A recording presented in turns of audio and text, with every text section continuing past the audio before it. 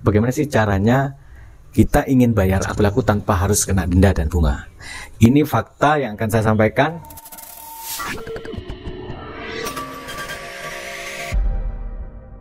Assalamualaikum warahmatullahi wabarakatuh. Selamat bersua kembali di channel Ilmu Official. Tetap semangat, doakan kerjamu dan kerjakan doamu. Aku laku menarik untuk dibahas karena satu, banyak sekali orang yang kemudian terjerat di aku laku, dan banyak sekali juga yang gagal bayar akhirnya di aku laku. Dan yang ketiga adalah banyak yang belum paham sebetulnya tentang fitur pinjaman khusus dan pay later yang ada di aku laku. Dan juga yang menarik adalah bagaimana sih caranya kita ingin bayar aku laku tanpa harus kena denda dan bunga. Ini fakta yang akan saya sampaikan, dan saya sudah menemukan bagaimana caranya bisa kemudian membayar pinjaman di aku laku dengan tanpa harus membayar bunga, denda dan bunga. Baik, kita akan bahas soal ini. Baik, ketika kita bicara aku laku, teman-teman, aku laku ini kan secara sales ya, secara penjualan memang banter ya. Di sisi lain, karena ada beberapa pihak ketiga yang menjadi mitra dari aku laku untuk datang ke kafe-kafe membantu menginstalkan limit yang ada di aku laku, khususnya yang pay later. Jadi kalau kalian lihat itu ada perusahaan mitra ya yang bekerja sama dengan aku dengan mengambil keuntungan yang ada di referralnya. Jadi aku laku dia ngasih referral untuk siapa yang bisa ngajak orang untuk menginstal di aku laku.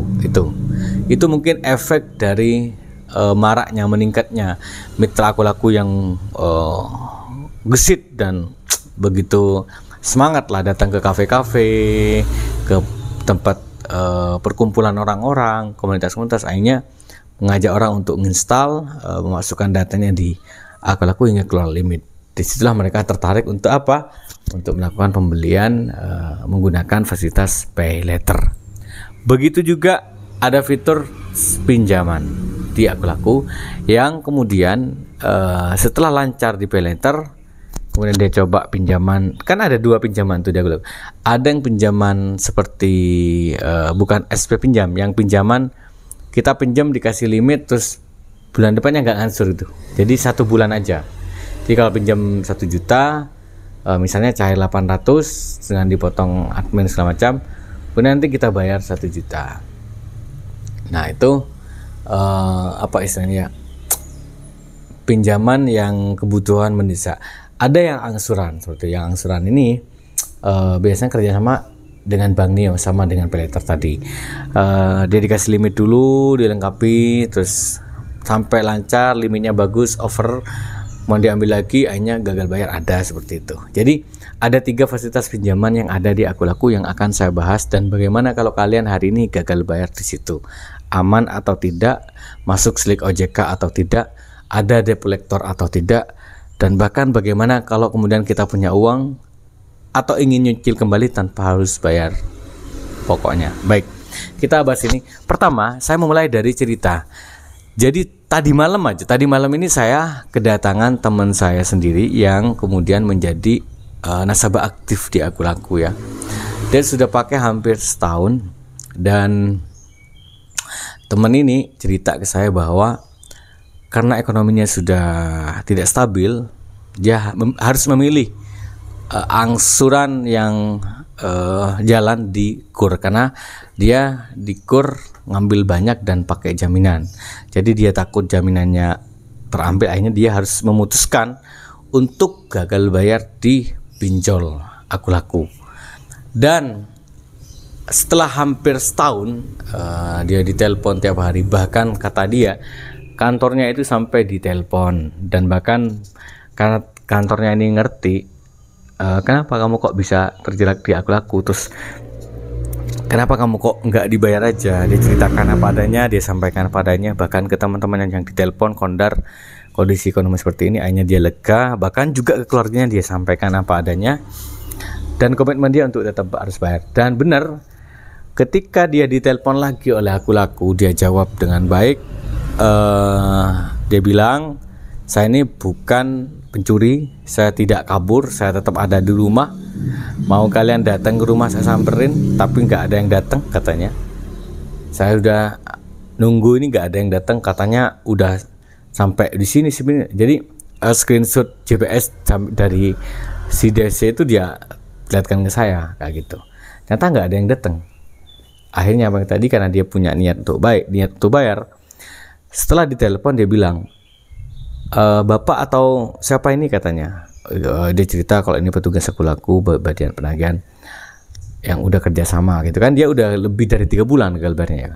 Akhirnya dia cerita kalau saya ingin bayar tapi saya nggak mau ada bunga sama denda. Akhirnya apa yang tadi di angsurannya itu benar dihapus teman-teman.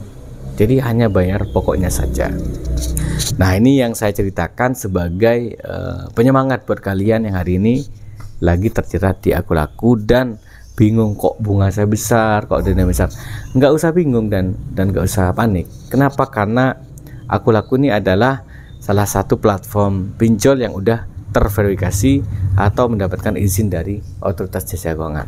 Yang namanya konsumen tetap ada perlindungan seperti itu ya. Itu yang akan saya jelaskan kepada kalian bagaimana caranya kalau kalian hari ini punya aku laku dan ingin bisa bayar pokoknya saja dengan cara menerapkan yang ada pada teman yang saya ceritakan tadi. Jadi ya sudah, gagal bayar dulu, dia tidak sanggup untuk gali lubang lagi. Akhirnya setelah dia punya uang, dia punya fresh money, dia coba pelunasan sebagian, bahkan juga mengangsur kembali apa yang sudah menjadi kewajiban dia, seperti itu teman-teman. Selain itu menarik juga tadi saya baca beberapa artikel berita ya, di Bali ada acara Otoritas Jasa Keuangan.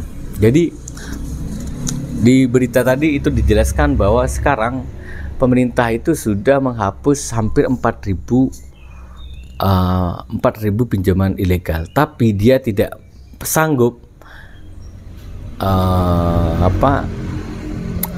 menghapus pinjol ilegal yang ternyata setelah ditelusuri servernya itu di luar negeri. Memang kalau kita bicara ilegal, harusnya pemerintah juga harus lebih canggih.